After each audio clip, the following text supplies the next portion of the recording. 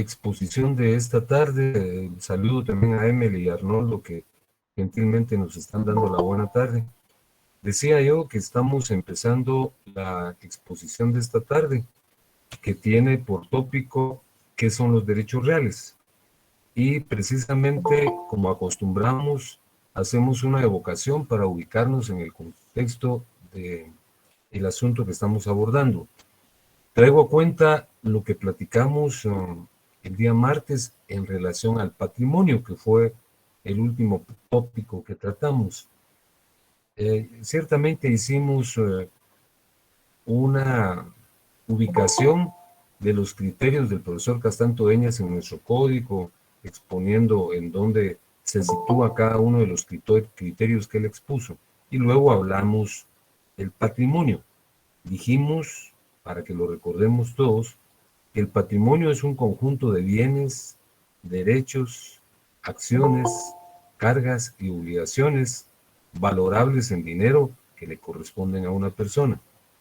Bienes, derechos, acciones, cargas y obligaciones valorables en dinero que le corresponden a una persona. Así también señalamos que el patrimonio tiene dos elementos, el haber y el debe, ¿verdad? El haber reúne todo lo que tenemos y el debe, obviamente, lo que adeudamos. Y señalamos que la diferencia entre esos dos elementos determina la solvencia o la insolvencia. Si nosotros tenemos más bienes, derechos y acciones que deudas, pues nuestro estado es de solvencia, ¿verdad? Tenemos un haber patrimonial. Pero por el contrario, si el elemento que contiene las deudas, las cargas y las obligaciones supera al haber, entonces estamos en un estado deficitario, ¿verdad? Somos insolventes. Luego hablamos de la naturaleza del patrimonio, hablando o trayendo a cuenta las dos tesis existentes, la del patrimonio afectación, perdón, la del patrimonio personalidad, que era una tesis francesa, le señalé yo, que ya no está en boga, ya no es aceptada, pero que dijo en un momento dado que el patrimonio era una emanación de la personalidad, era la forma en que la personalidad se concretaba, siendo que la personalidad es algo abstracto, en un momento dado puede materializarse a través del patrimonio. Pero dijimos que la tesis valedera en cuanto al patrimonio es la tesis del patrimonio afectación, que señala que una persona puede ser titular de varios patrimonios.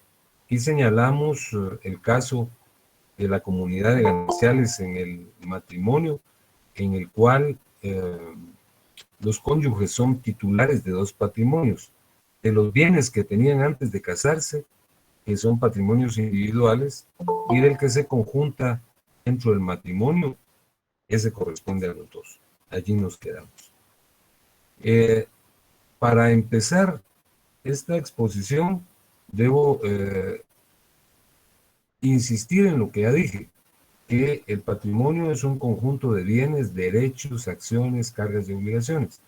Y hacemos énfasis en el extremo de que el patrimonio incluye derechos. Pero ¿qué clases de derechos son los que están, qué clase de derechos son los que están incluidos en el patrimonio? A eso nos vamos a referir a continuación y les presento el temario, que es el siguiente.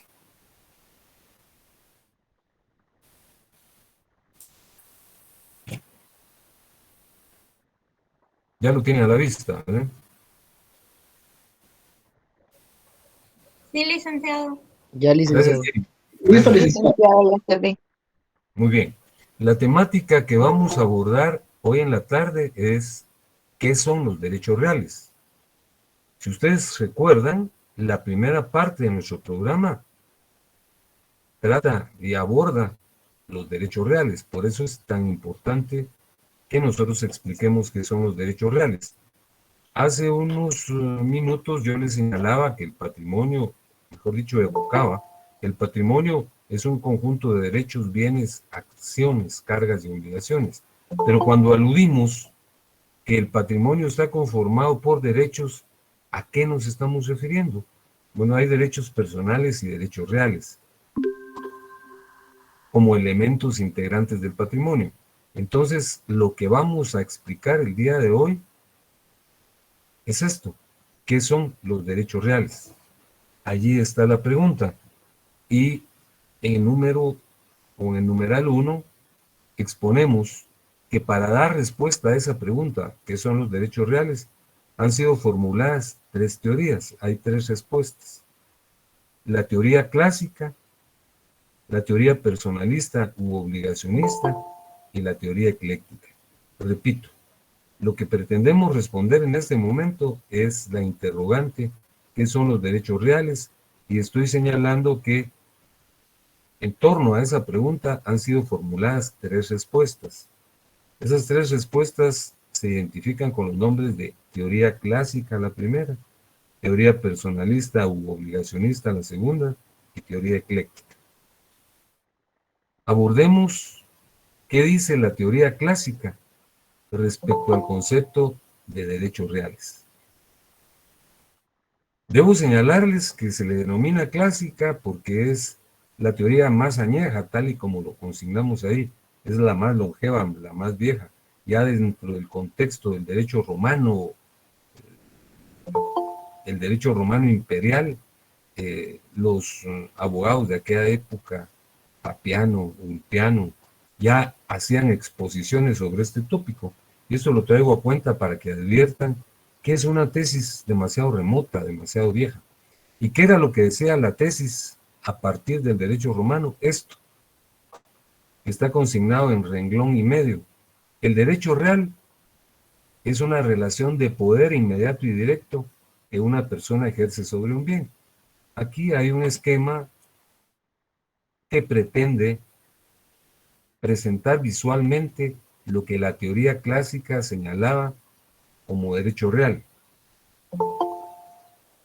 En la relación de derecho real expuesta por los clásicos participan 2 entes.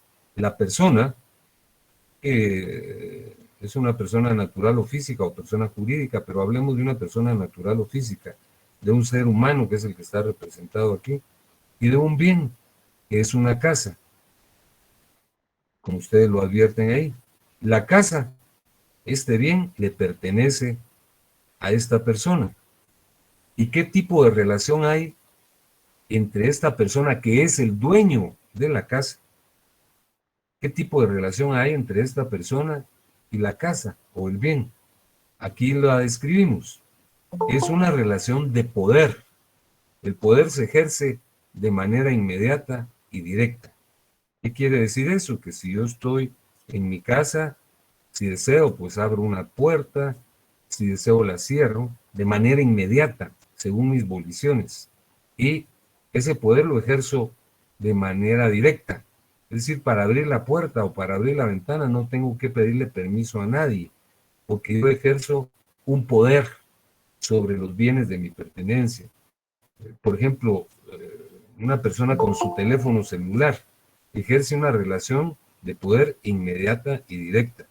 Él quiere saber qué mensajes le han remitido, pues entonces lo consulta de manera inmediata y no debe pedirle permiso a nadie. A su vecino, ¿puedo consultar mi teléfono? No.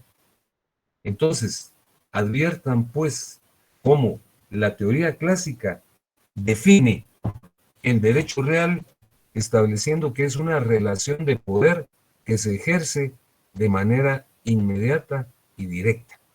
Entonces, repito, según la teoría clásica, el derecho real es un vínculo entre una persona, que es la que aparece a la izquierda, y un bien, que es el que aparece a la derecha, que es una casa. La persona es propietaria de la casa y por tal circunstancia ejerce sobre ella un poder inmediato y directo. Lo ejemplifiqué con esta casa y esta persona, señalando que esta persona puede concretar sus voliciones en la casa sin solicitarle permiso a nadie y sin esperar que le confieran ese permiso, sino que el poder lo ejerce de manera inmediata y directa. Yo les ejemplifiqué con su teléfono o con nuestro vehículo, ¿verdad? Si yo quiero abordarlo, pues utilizo la llave, me introduzco en el mismo, enciendo el carro y me marcho de manera inmediata y directa. Como es mío, no tengo que pedirle permiso a nadie. Bueno, esta tesis, la tesis clásica que repito, define el derecho real como una relación de poder inmediata y directa entre una persona y un bien, prevaleció, permaneció, se mantuvo inalterable durante muchos siglos. Nadie discutía si era falsa o verdadera, sino los abogados y los estudiosos, los profesores, aceptaron esta teoría sin chistar. Pero luego apareció un profesor alemán, aquí se lo señalo, de apellido Wittgenstein, quien se opuso a la teoría clásica, formulando lo que se llama tesis personalista u obligacionista. Es decir, esta es la segunda respuesta a la pregunta ¿qué son los derechos reales? Repito que esta teoría fue formulada por un abogado alemán de apellido Wittgenstein. Entonces él señalaba que la tesis clásica no debe ser aceptada porque entre las personas y los bienes no puede haber una relación jurídica. Que no hay un vínculo de sometimiento, no una relación jurídica. Entonces él señala que las relaciones jurídicas solo pueden existir entre personas.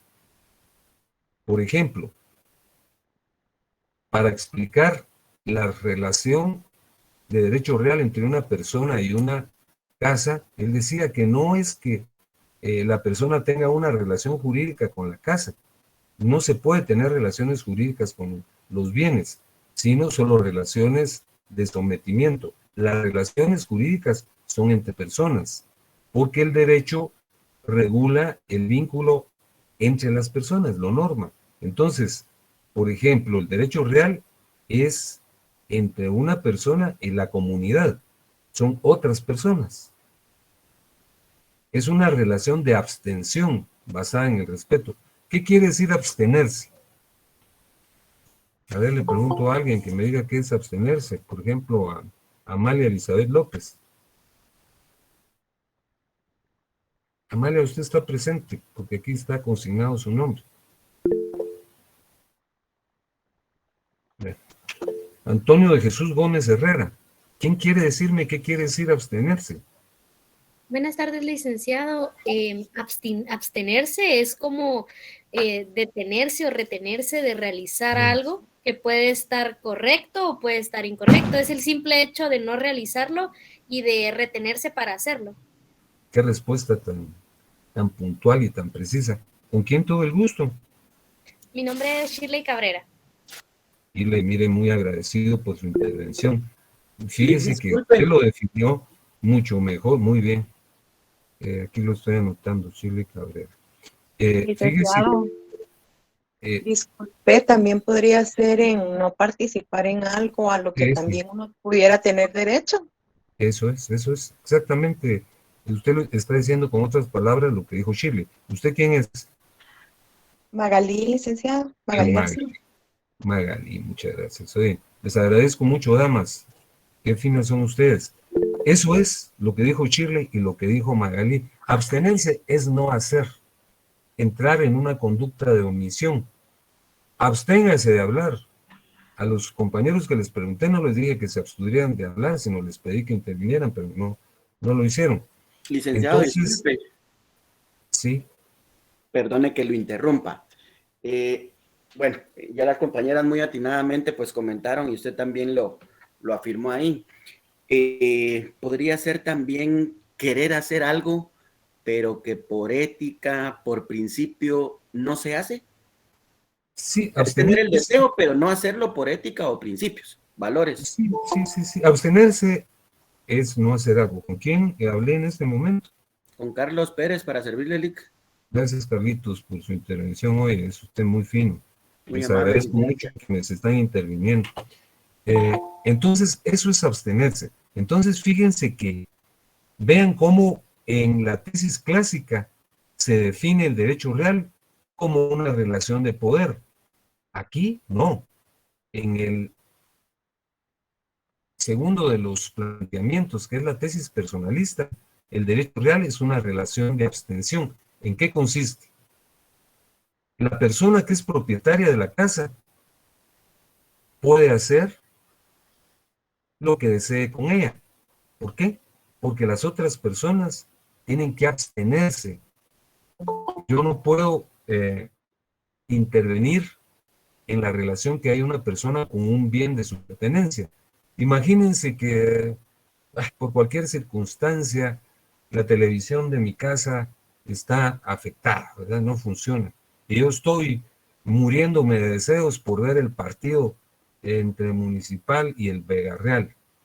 Y entonces estoy tan desesperado porque soy fanático que escalo la pared de la casa vecina y me introduzco a la sala y enciendo el televisor. No llevo ningún propósito más que el de ver el partido, ¿verdad?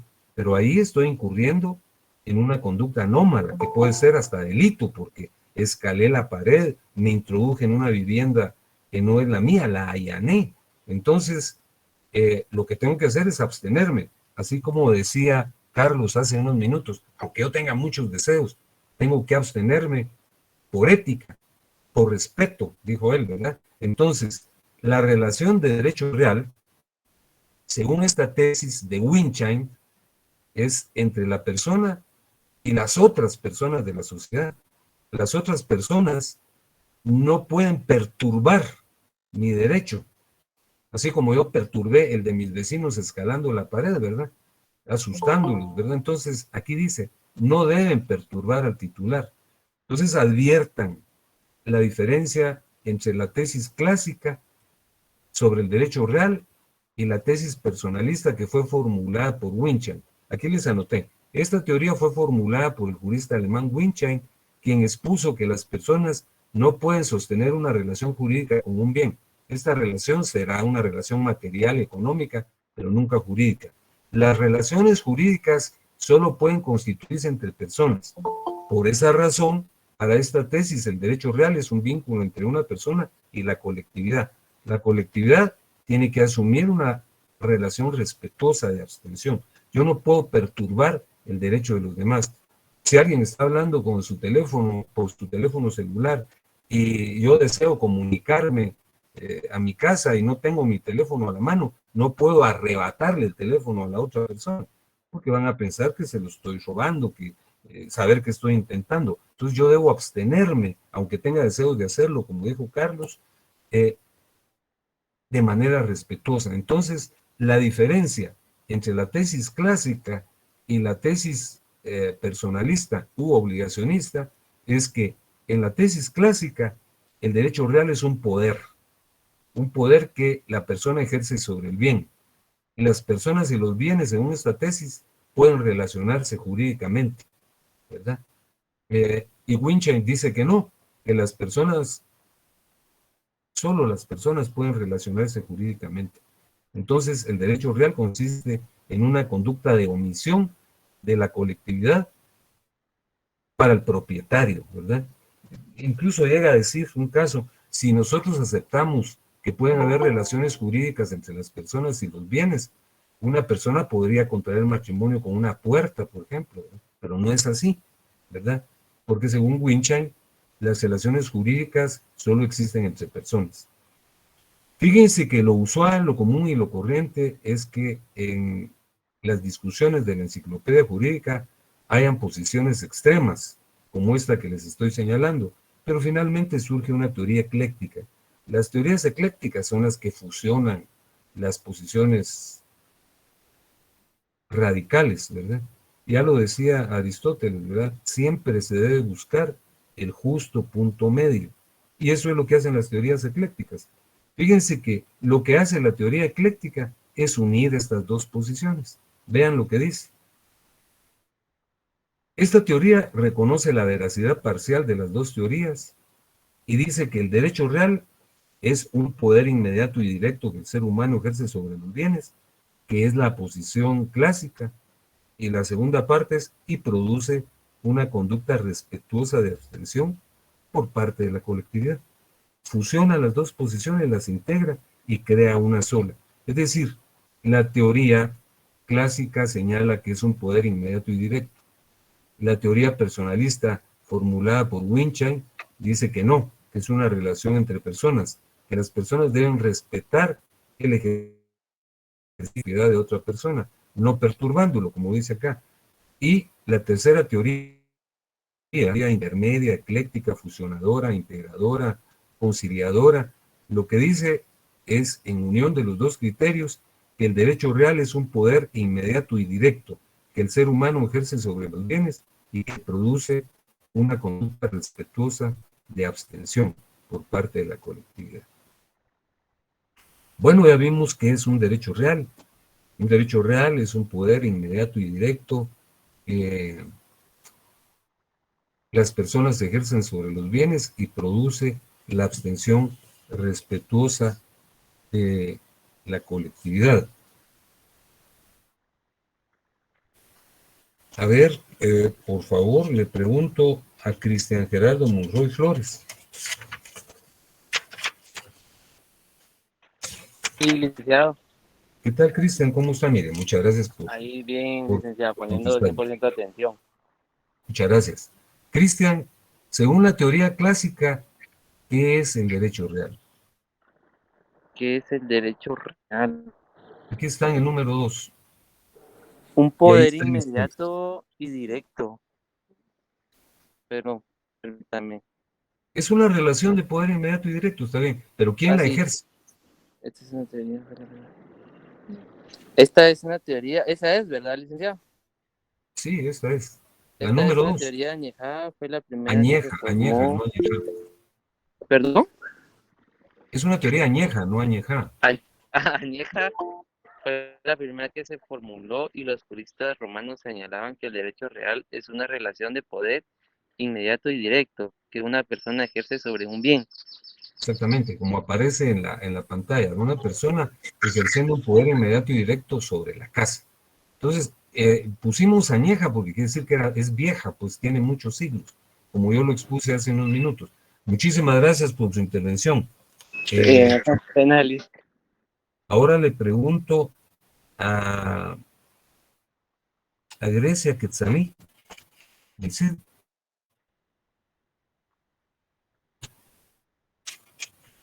bueno, a Heidi Lourdes Ishkot. Bueno, al que quiera contestar, por favor. Yo, licenciado. Gracias, Jamie. Ay, usted tan fina. Muchas gracias. Jamie, ¿y quién formuló la teoría personalista u obligacionista? Fue el jurista alemán Winchay, licenciado. Winchay. ¿Y qué dice esta teoría, Jamie? La teoría dice que el derecho real es un vínculo entre una persona y la colectividad que tiene que asumir una relación respetuosa de abstención en relación al derecho del individuo. Exactamente. Muchas gracias por intervenir. Les agradezco mucho a quienes participan. Muchas gracias, licenciado. No a usted. Entonces, estamos con que hay una teoría ecléctica que fusiona las dos tesis. Y le pregunto, ¿a quién le pregunto? A ver si es que a Karen Lisa María de León García. Dígame, licenciado. Karen, ¿y qué dice la teoría ecléctica? Es la número 4. Dice que es la teoría que reconoce la veracidad parcial de las dos teorías expuestas con anterioridad y funciona el contenido de ambas, afirmando que el derecho real es un poder inmediato y directo que el ser humano ejerce sobre los bienes y produce una conducta respetuosa de abstención por parte de la colectividad. Muy bien. ¿Qué quiere decir abstención? ¿Qué quiere decir abstenerse?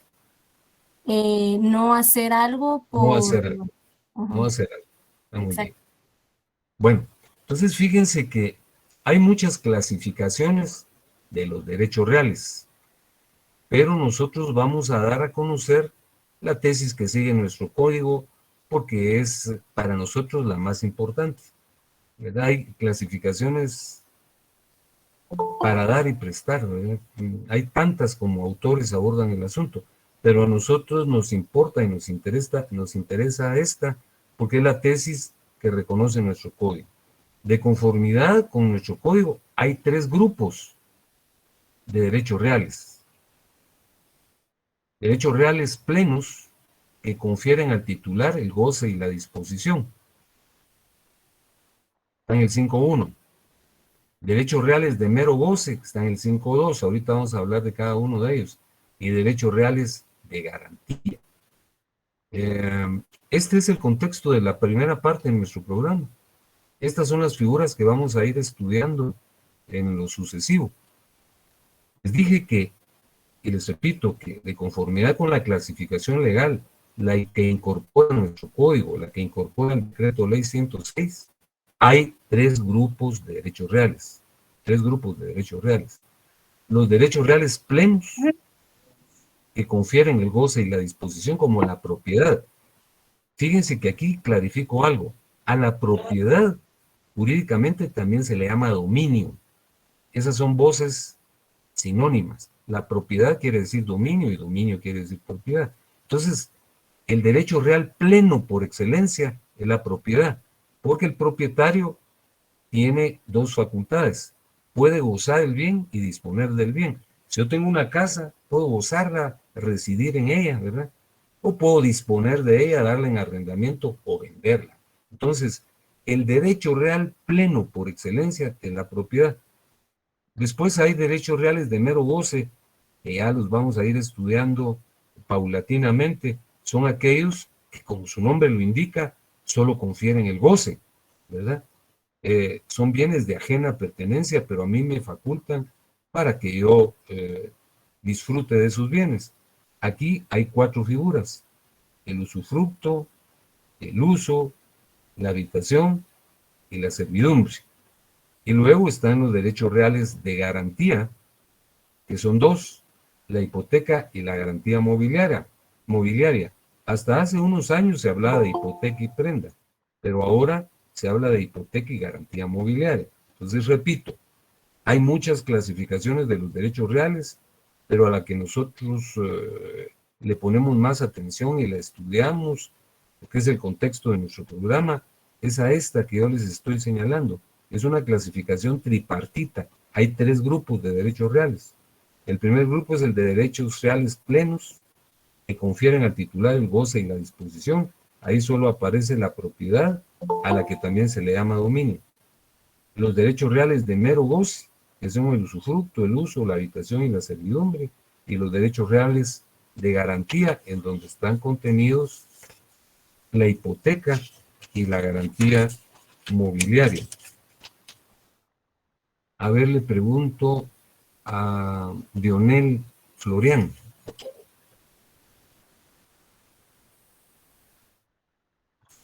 Que también aparece presente. Bueno, le pregunto a Enrique García Ruano.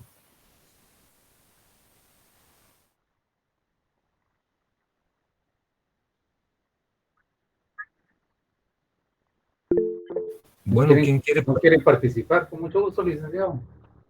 Por favor, ¿con quién tengo el gusto?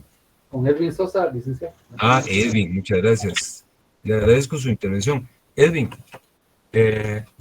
según nuestra legislación, ¿cuántos grupos de derechos reales existen? 3, licenciado, nos indica esta clasificación tripartita. ¿Cuáles son? El primero siendo derechos reales plenos, que confieren el goce y disposición, la propiedad o dominio. Ajá. El segundo son los derechos reales de mero goce, que está conformado por el usufructo, el uso, la habitación y la servidumbre. Y el tercero son los derechos reales de garantía, que está compuesto por la hipoteca y la garantía mobiliaria. Qué bien, Edwin. Muchas gracias por su atención y por su intervención. Gracias. Le agradezco mucho. Es usted muy fino, muy amable. A ver, le pregunto a alguien más. Le pregunto a Jacqueline de León. Licenciado. ¿Sí? ¿En qué le puedo colaborar? Muchas gracias. ¿Usted es Jacqueline? No, le saluda Aura Fernández.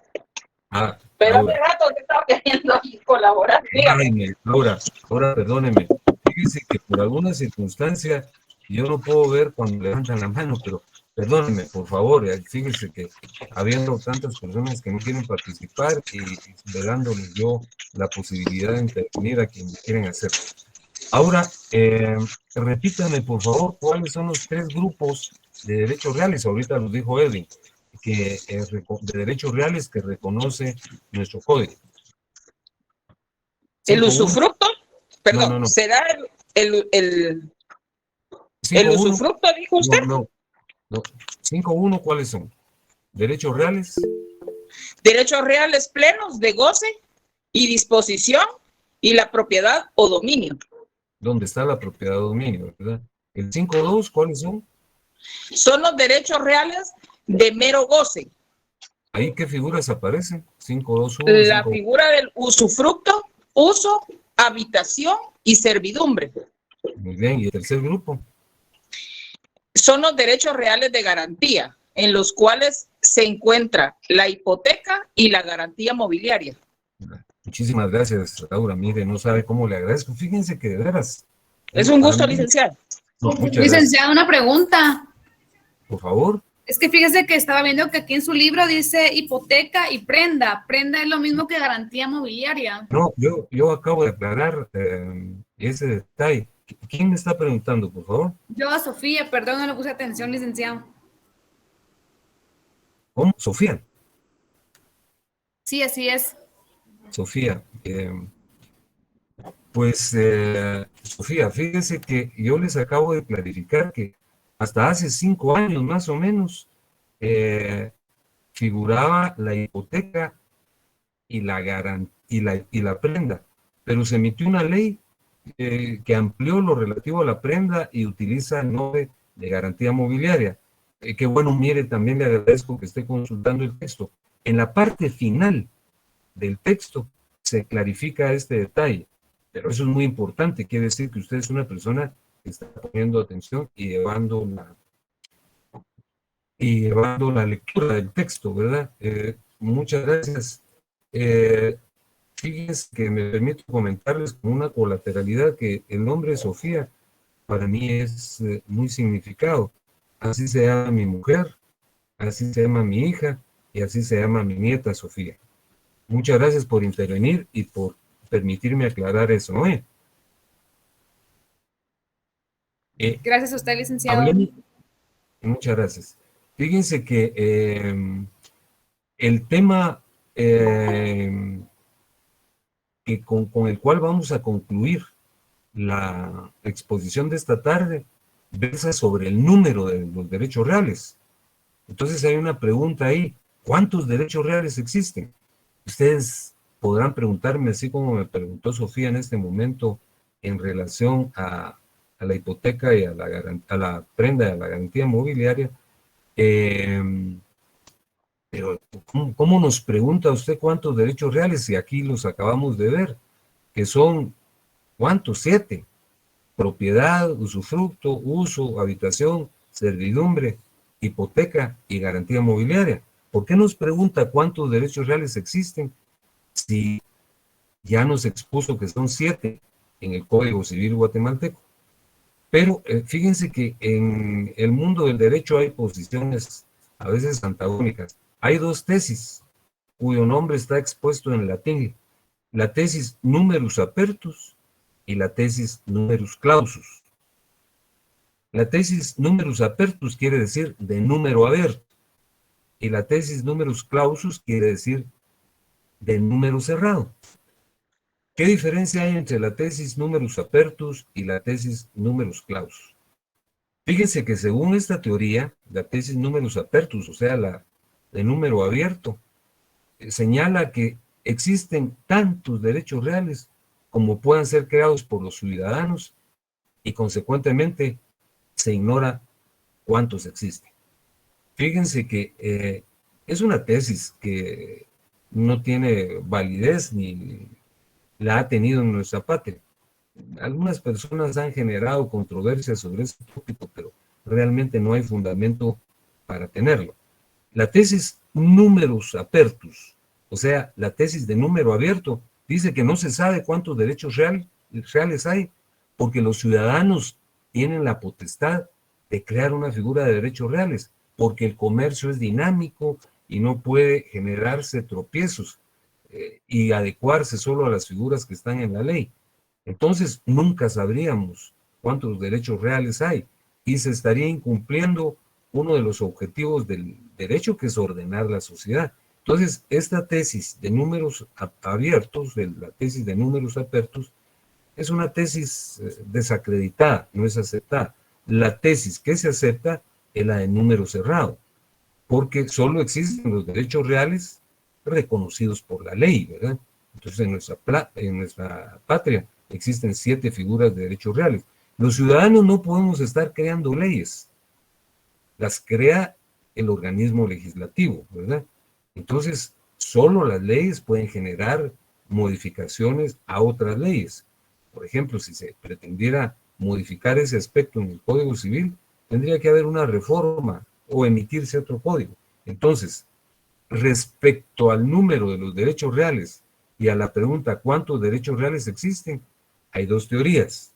La teoría del número abierto, que dice que existen tantos derechos reales como puedan ser creados por los ciudadanos. Esta teoría no es aceptada, porque los ciudadanos per se no podemos andar creando derechos reales ni ninguna otra figura jurídica, ¿verdad? Porque eso le compete al organismo legislativo. Entonces, la tesis que se acepta en nuestra patria es la del número cerrado, la del numerus clausus, que señala que solo existen los derechos reales creados y reconocidos por la ley. Con eso estamos terminando la exposición de esta tarde-noche, pero quiero formular una última pregunta y se la planteo a María Celeste Pineda Alarcón, que también está presente, ¿no?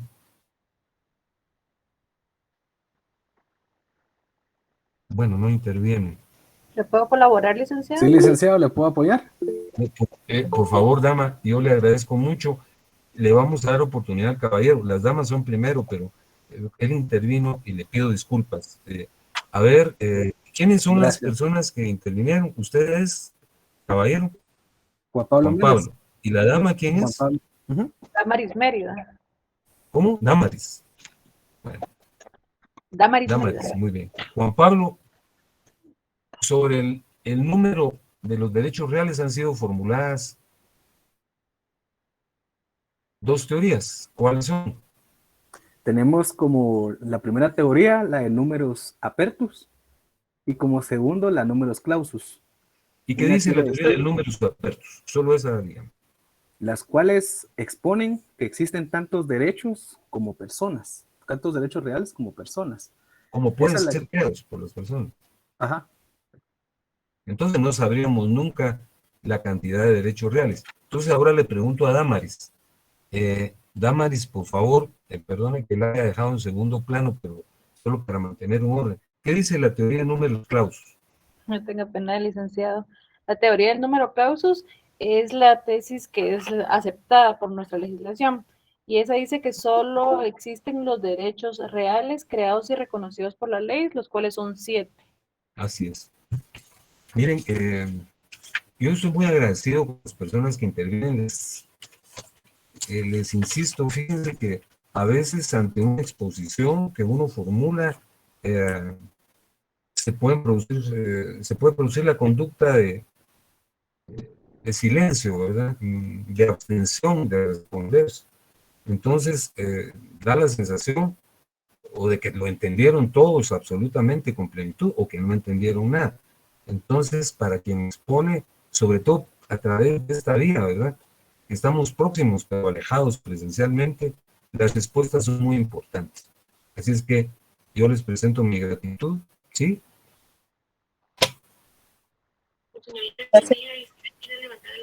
Elizabeth tiene levantada la mano, por favor. Elizabeth. Sí, había levantado la mano, pero como le dio el lugar a Juan Pablo y a Bueno, eso no, Elizabeth, pero perdóneme, yo no me había percatado. Pero le pregunto a usted. No tenga pena, por favor, Elizabeth, ¿cuáles son dentro del contexto de los llamados derechos reales de garantía, que es el 5.3? Hay dos figuras, ¿cuáles son? 5.3.1 y 5.3.2. Está la hipoteca y la garantía mobiliaria. Mobiliaria. ¿Y qué dice la teoría de números clausus respecto al número de los derechos reales? Está la que expone que solo existen los derechos reales, creados y reconocidos por la ley, que como usted decía, que el Código Civil afecta a 7, mientras Solo nosotros en las teorías son 3. 3 grupos son, pero son Ajá. 7 derechos reales. Es decir, no es contrario a lo que dijimos. Pues son derechos reales distintos, pero son 7. La propiedad, el usufructo, el uso, la habitación, la servidumbre, la hipoteca y la garantía mobiliaria. Así es. Muchas gracias por intervenir hoy. Fíjense que este es el amplio campo que vamos a examinar a partir de la siguiente clase, que será el martes, ¿verdad? Vamos a empezar examinando la propiedad o dominio. Licenciado, licenciado, disculpe. Fíjese que yo encontré un concepto ahí, hablando de los números clausus, que dice que defiende que no existen más derechos reales que los regulados en nuestras leyes, debido a que la creación de los mismos afectan el orden público. Así es, eso dijimos. Puede frenar la libre circulación de bienes y provocar que terceros deban soportar cargas a cuyo nacimiento fueron ajenos. Exactamente. ¿Dónde leyó eso? Fíjese que yo me lo encontré bueno, tengo una página aquí que se llama The Space, UED. Eso es lo que dijimos nosotros, solo que con otras palabras.